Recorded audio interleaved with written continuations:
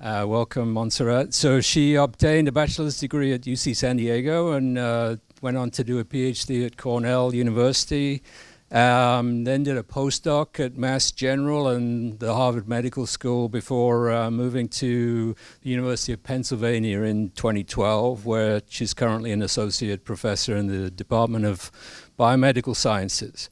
So during a postdoc, she started working on X-linked biases and in particular on X-chromosome inactivation, which we've heard a little bit about already, and to try and understand why one of the X chromosomes is silenced and then what goes wrong and what isn't silenced efficiently.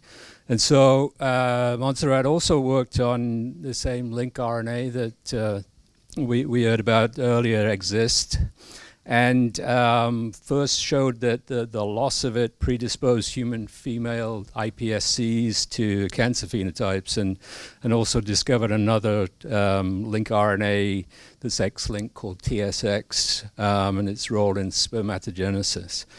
And then in her own lab, she's continued to investigate the molecular mechanisms of X chromosome inactivation, in particular how altered gene dosage contributes to sex-biased diseases, and she's been very prolific in this area.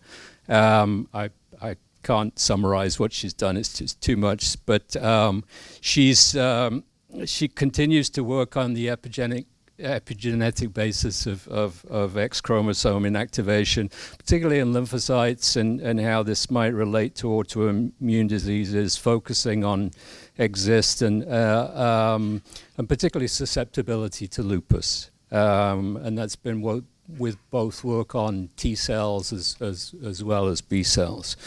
So please welcome Montserrat. The title of her talk is "Why Are Female Patients More Likely to Develop Lupus?" Zooming into the potential role of X chromosome inactivation in immune cells. Thanks.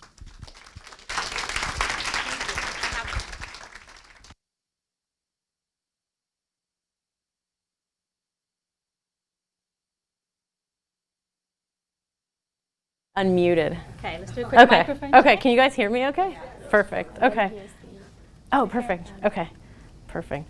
All right, so first of all, thank you so much for this opportunity to come back home. This is where I grew up in San Diego, and I got my undergrad degree here at UCSD in chemistry. I no longer do chemistry. I now do epigenetics. And I just want to thank you, Erica, too. It's been absolutely lovely meeting with everybody here, and I'm generating ideas and future collaborations. I'm really excited. I'm going to show you guys a graph that you've seen twice already, and that is this one. And I really love this graph because it shows that first of all, there's a lot of autoimmune diseases. These are only 25, and these 25, you notice, have a very strong female bias. And so here's lupus. I'm going to tell you a lot about lupus today, and at the end of the talk, I'm going to share with you some unpublished data looking at another one, scleroderma or systemic sclerosis, which also has a very strong female bias. And so clinicians, rheumatologists continue to see that the majority of their patients with autoimmune diseases are biological females or women.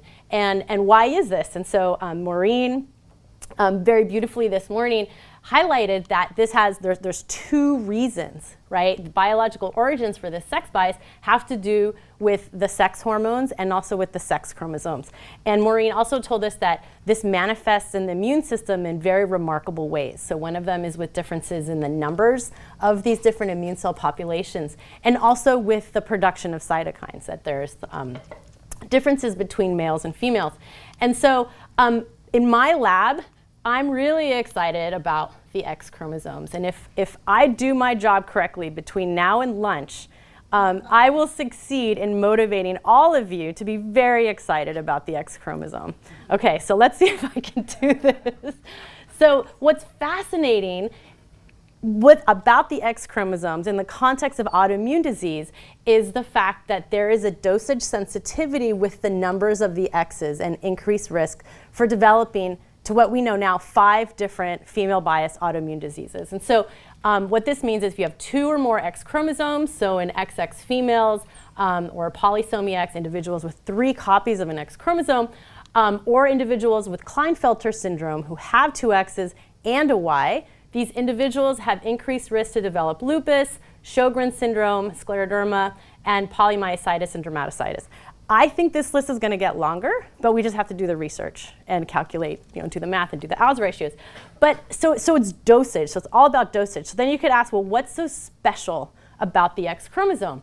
Well, the X in the mouse and also in humans has acquired a number of very important immunity-related genes over time, over evolution. So what are some of these genes? So there's a lot of T-cell biologists here, right? So FOXP3 is on the X chromosome.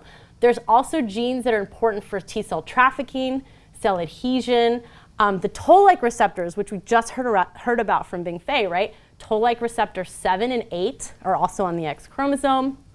There's also cytokine receptors and epigenetic remodelers, proteins that are important for oxidation and metabolism. All of these are on the X chromosome. And so what's really critical is dosage. It comes back to this idea of dosage. You need to have the appropriate amount of expression of these different X-linked genes in order to have normal function of immune cells, of other somatic cells during the development of the embryo.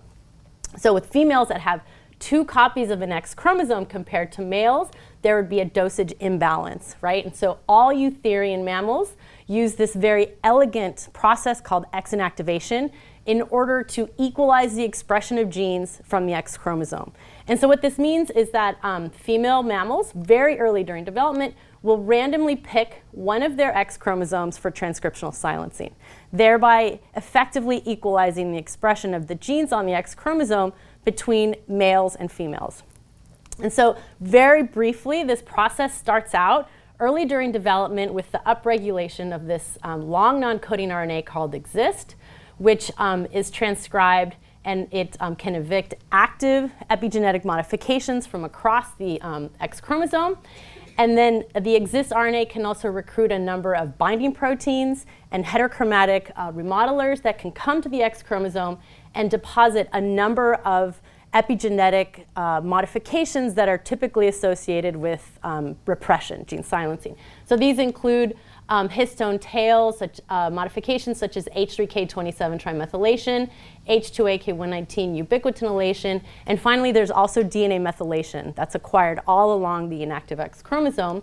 And so most of the X is transcriptionally silent, but as we heard about from Maureen this morning, there's also a lot of genes on the X that can escape silencing. So these are shown here in this cartoon as these green squiggles. So these are genes that persist to be expressed from the inactive X chromosome. So all of this process is referred to as the initiation of X inactivation, where you convert an active X chromosome into a silent one.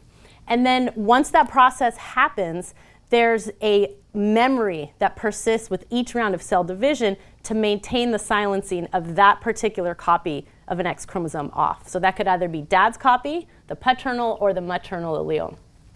And so what we found several years ago is that in T cells and B cells from the mouse and human, this process of X inactivation is quite different.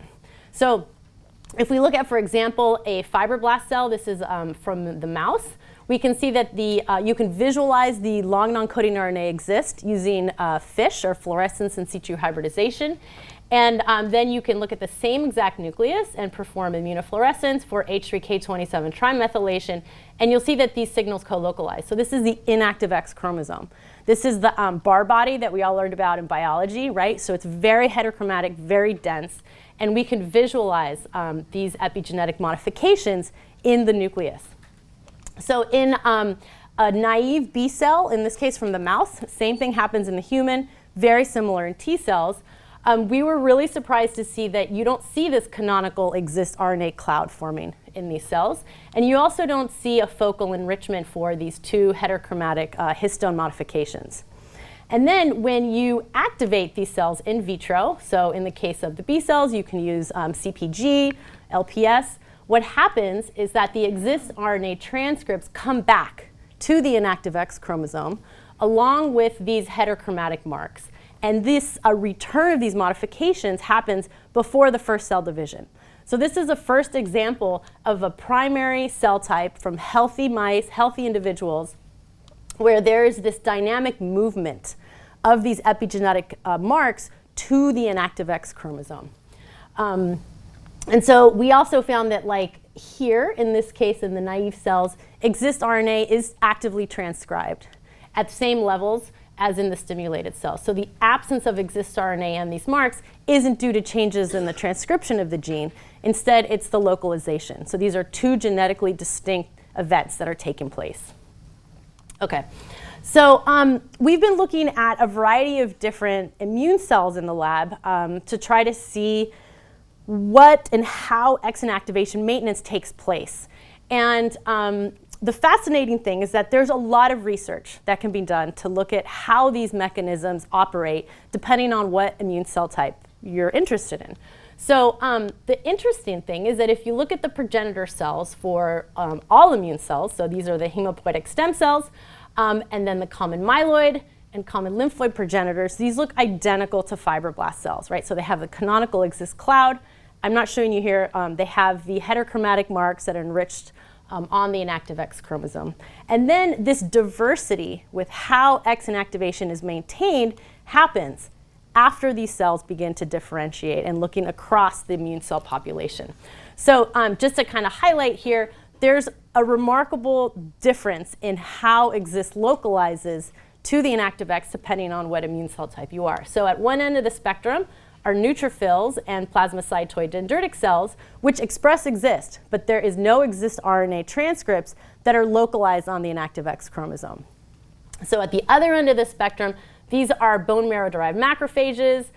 You have Tregs right down here and germinal center B cells. They have really robust Xist clouds that look like the progenitor cells. Now, how is X inactivation being maintained across these different cell types? We don't know. We haven't looked yet. What are the mechanisms that maintain silencing and also permit the escape or the expression of certain genes on the inactive X across these cell types? How do these happen? We don't know. And this is just one area of research that my lab is interested in looking at using a variety of different tools. But I'm not going to talk to you about that today because I only have 30 minutes. And today is all about autoimmune disease. So I'm going to focus my talk on that.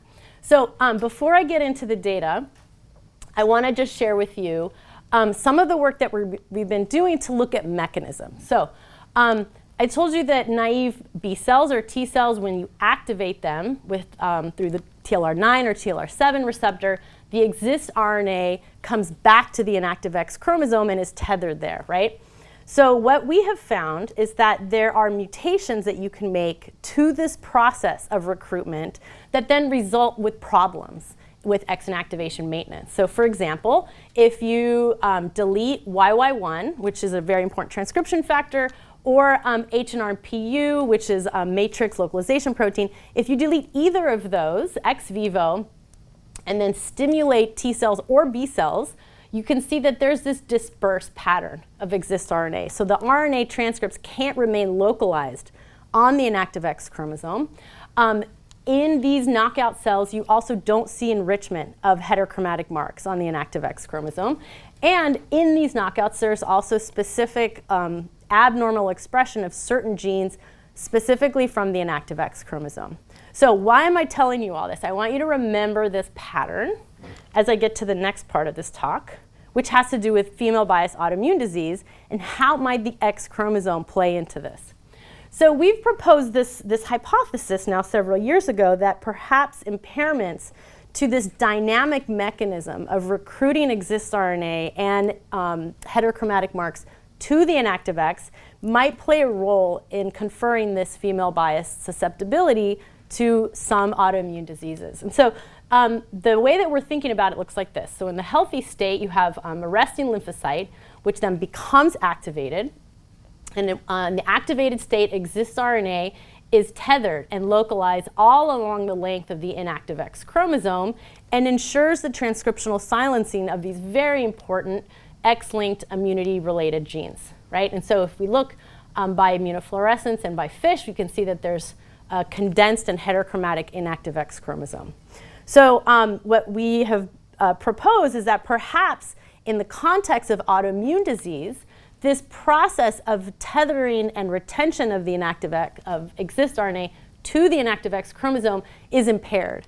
So instead of keeping all of the Xist RNA localized across the length of the chromosome, it is distributed and dispersed across the nucleus, thereby preventing the typical or normal accumulation of these heterochromatic histone modifications in DNA methylation along the chromosome, and resulting in the aberrant upregulation of some of these genes in the context of disease. And so this is the hypothesis.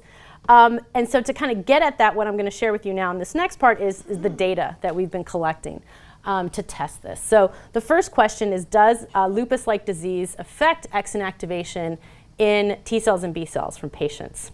So for this, we were fortunate to use 2 different cohorts. So we had a group of adult patients with lupus from the Jolla Institute in Washington.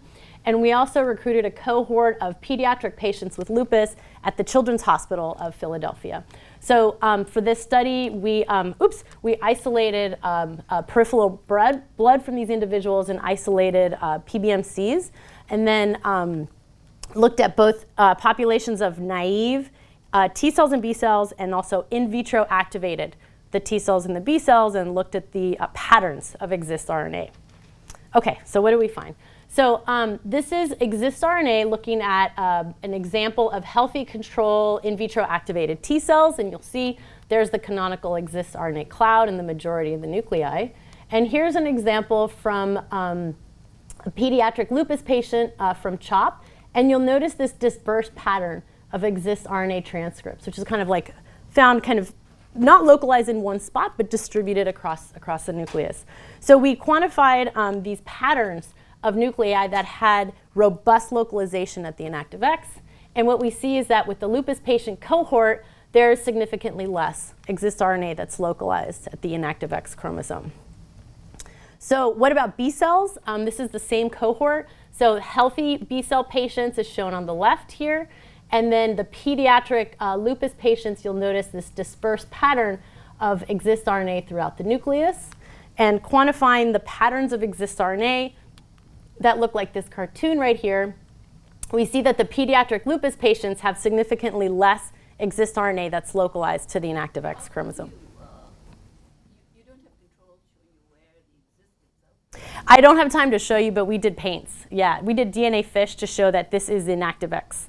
And we also, to kind of get at that question, did co-localization for Xist RNA and the heterochromatic modifications. In this case, H2A K119 ubiquitin, which co-localizes with Xist. And so what we see is that for adult healthy donors, is shown right here, this is the quantification of co-localization of Xist and the focus of this mark. And you can see there's significantly less co-localization for these modifications in the lupus patient samples. Okay, so what about gene expression? So to get at whether there is abnormal expression of X-linked genes in this B cell, in different B cells from lupus patients, we analyzed a data set that was published by colleagues at Emory. And so what we found for in vivo activated B cells was that there's changes with X-linked gene expression where genes are either aberrantly upregulated or downregulated. And this group of genes that are shown in colors here are genes that escape X inactivation that are becoming downregulated in these activated B cells. And so looking at a volcano plot, the group of genes that are upregulated in this cohort are upregulated to a higher extent compared to the genes that are downregulated. So what about the tethering? So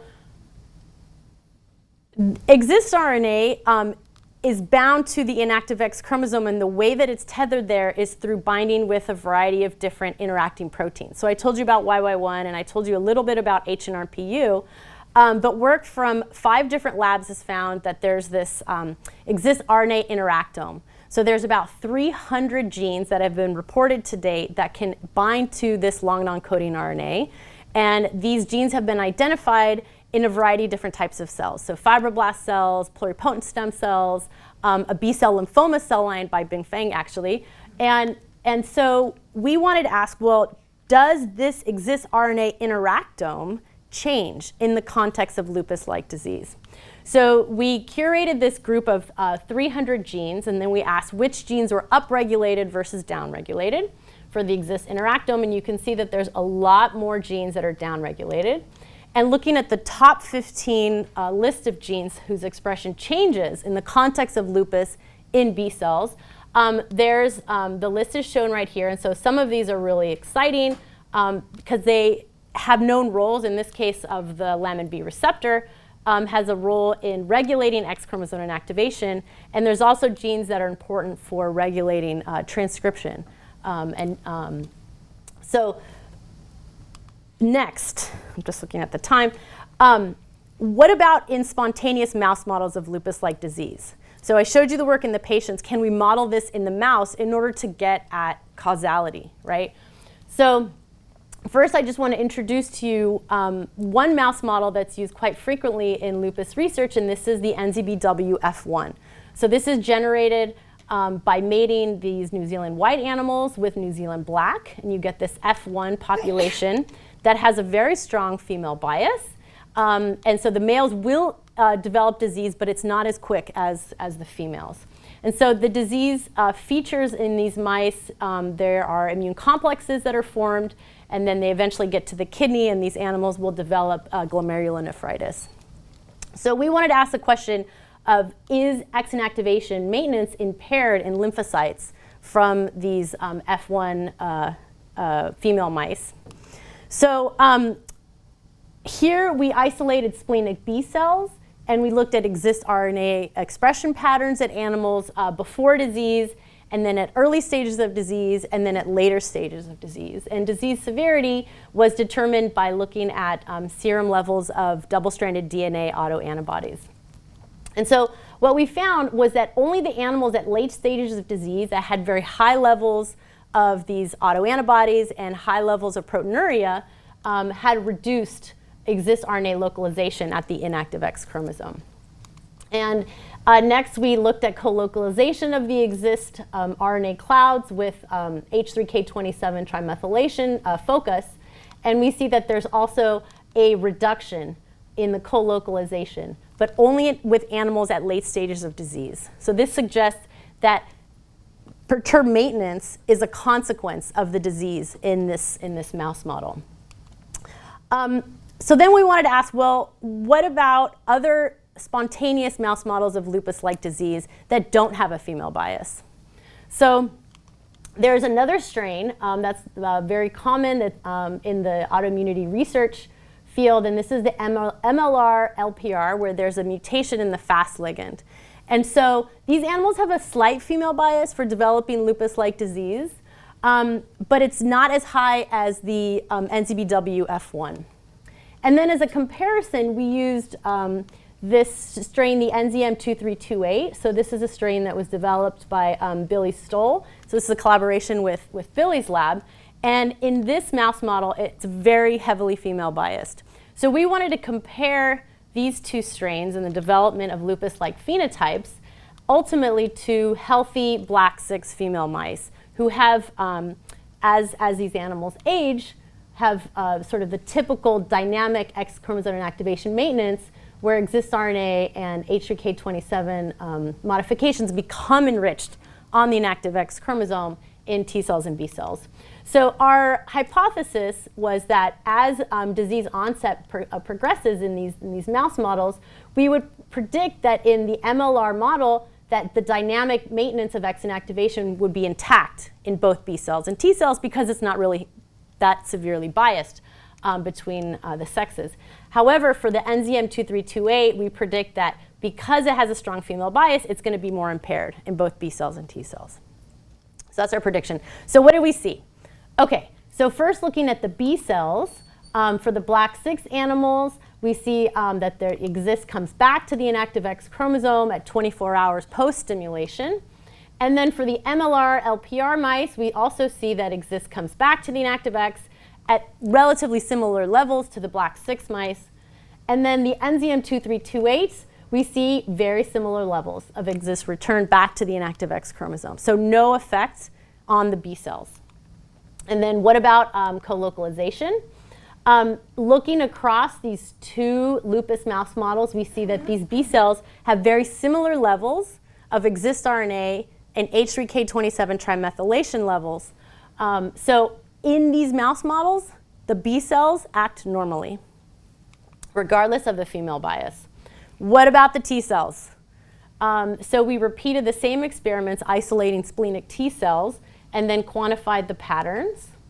So this is the healthy control for Black 6, looking at 48 hours post-stimulation.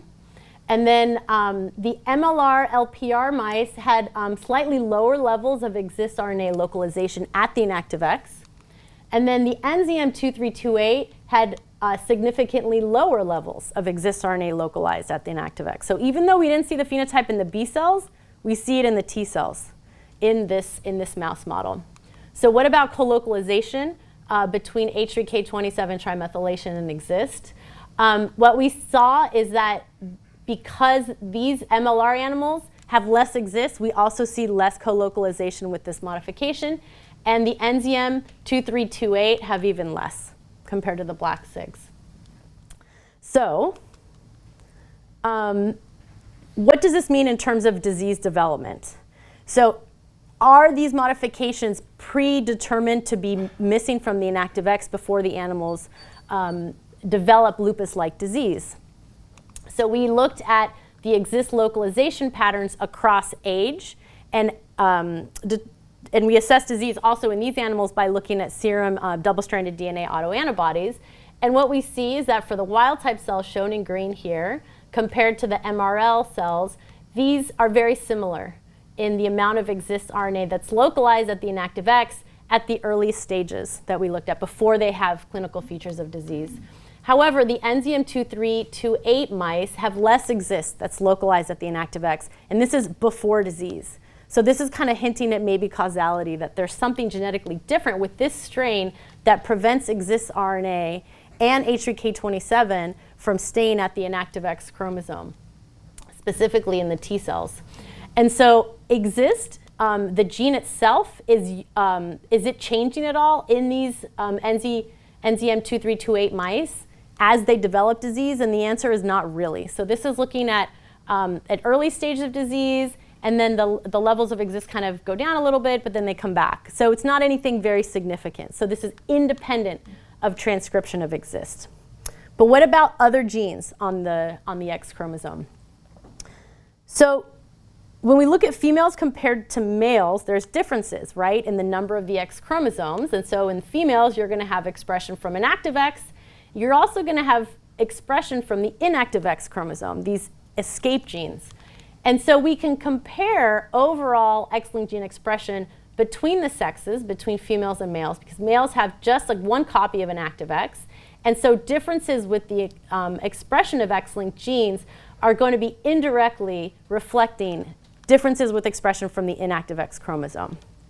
And so we wanted to ask, okay, if we look at T cells from animals from this enzyme 2328 strain, before they develop clinical disease and compare females to males, what is fundamentally different in the gene expression profiles?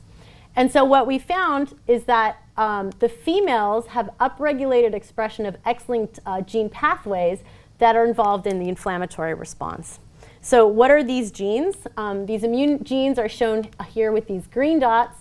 So it includes FOXP3 and CXCR3 right here. And there's also increased expression of Xist, which we would expect because we're comparing females to males. And also, very strangely, increased expression of Psi-X, which is the antisense partner that overlaps the Xist gene.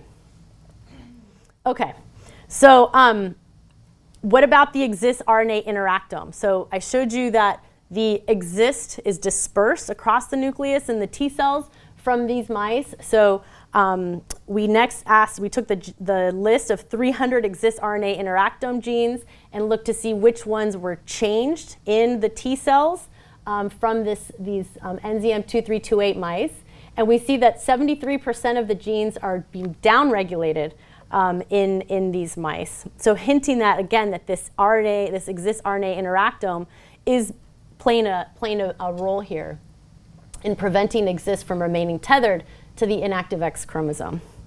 Okay, I have 5 minutes, and in this last little bit of time, I'm going to tell you about some unpublished work that we've been doing looking at a very different autoimmune disorder that has a female bias. So I told you about lupus, and next I'm going to tell you about some unpublished work looking at systemic sclerosis or scleroderma, which also has a strong female bias. And so just a little bit about this disease. This is a terrible autoimmune disease. All of them are terrible. This one is characterized by fibrosis. And so here are pictures from a patient. And so these individuals can develop a fibrotic skin thickening in their limbs. And then there's also pulmonary fibrosis, which characterizes this disease. And so my postdoc, Nikhil, who's working on this, made a very clever observation that there are a lot of X-linked pro-inflammatory and pro-fibrotic genes that are typically overexpressed in T cells and also mononuclear cells from scleroderma patients. And so these are just some of the genes that are aberrantly upregulated in these different papers from patients with scleroderma. And so what Nikhil has been looking at is Xist RNA mislocalized from the inactive X in this cohort of scleroderma patients. So he's been recruiting patients at Penn for this. And so we have, here I'm just showing some results from individuals with limited cutaneous systemic sclerosis. So here's a healthy, age-matched individual with in vitro activated T cells.